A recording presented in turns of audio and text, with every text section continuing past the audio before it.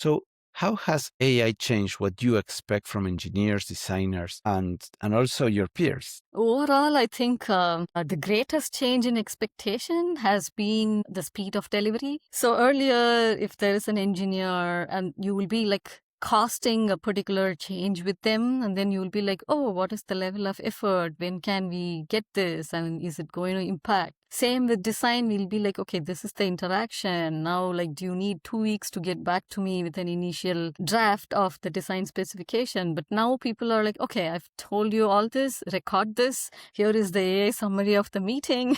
Now go and get it to me in the next 1 hour, right? So I think that has been the greatest change in expectation, where everybody is expecting instant output. And then the second one I feel is slowly the evaluations are changing. Like earlier, if you are a great product manager, you'll be evaluated on your outcome as well as your execution capabilities. Like how many did you launch? What was the satisfaction between the teams and customers on what you launched? And then like what is the adoption and engagement of what you launched? But now I think it will be mostly on the outcome. So what did you do? How much did you launch? Because people assume that there are no blockers for the execution and you have like infinite resources at your disposal because AI can do infinite things. So that is the expectation. So they are like, oh, did you achieve more with limited resources? That conversation has changed into what did you achieve? No one is talking about the limitation of resources. So I think the speed of delivery, definitely everybody is expecting it to become much, much faster.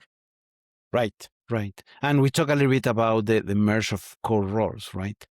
Mm-hmm. Which is also happening, right? Yep. I mean, initially, I'll tell you my personal experience. Like, I haven't done coding for maybe the last 12 years. And then initially, when I was doing this vibe coding, I was a little jittery. Like, would I have to go back to the code, look at it, and then like make fixes? But then it is so natural in your natural language. And sometimes when it says, I'm looking at this JavaScript file, and then I'll insert a comment in this paragraph, and then before this comment, I will add this because you asked me to change the feature. It isn't scary anymore, right? Because you are not doing it yourself, but then you understand what the GenAI tool is thinking and what it is trying to accomplish. So it kind of feels like another person or another peer who is doing similar things, but at a faster speed. So, yeah.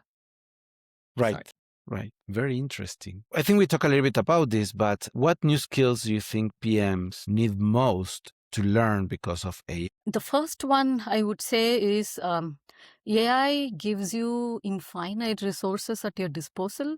So PMs need to be very, very strong in prioritizing what are the biggest pain points they need to go after. And then the second one, I think, is it is very dynamic in how it behaves for every scenario. So you need to have rigorous testing to understand if like ethically and then like safety aspects of it, the factual aspects of it, like if it is not hallucinating, it is giving you the correct answer. So you need to do like a very, very rigorous testing to understand if the product meets your requirements. So I think these are the biggest changes. Right.